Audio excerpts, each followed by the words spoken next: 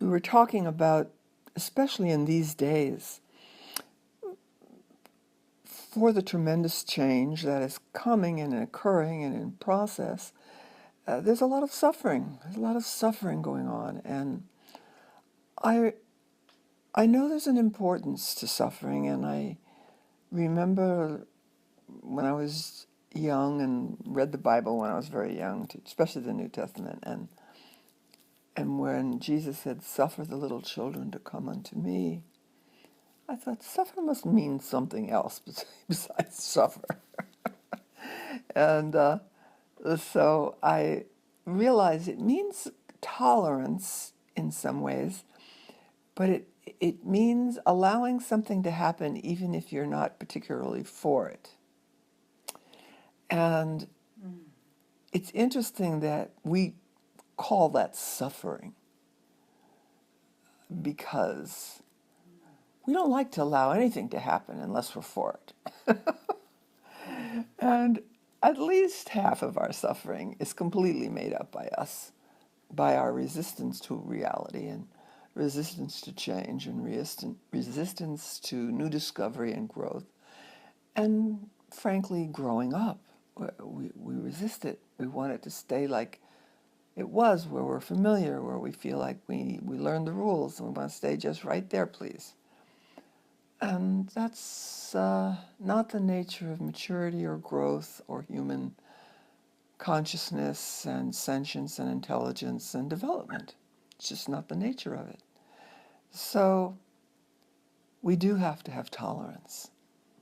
And if you allow tolerance for things that are changing, you actually open a door through the tolerance of all kinds. You actually open a door to revelations about why you've been intolerant. And that alone is very valuable. So there's another thing I used to say about patience, and that is the only thing being impatient ever does is slow things down. And so being patient is the fastest state of mind for transformation that is possible. And I think maybe you might hear this is somewhat related to that tolerance. Patience is truly a virtue because, again, it opens that door to greater intelligence and intuitive revelation. That is our great gift from God and the great gift from the universe itself towards our development. So I hope whenever we feel ourselves being impatient, we will chuckle a little and say, well, I'm slowing this down so I can get a better view of why this won't work, or why being impatient isn't terribly helpful here.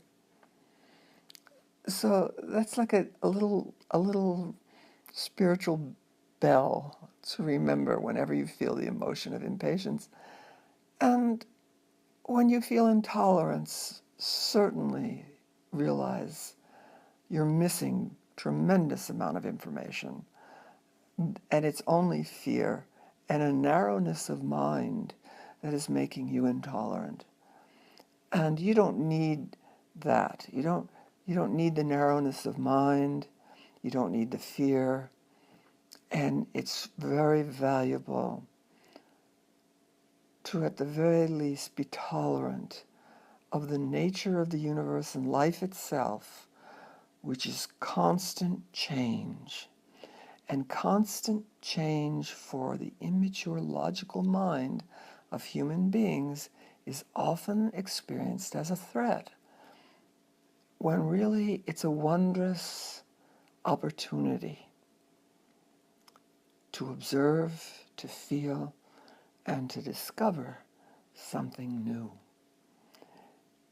And the only other thing to add to this little message is the thing that will always heal you, other people, your impatience, your intolerance, your fear. The thing that will always heal that is love. Love is a frequency of sanity and consciousness that is bigger than logic can hold. I love you very much. Thank you.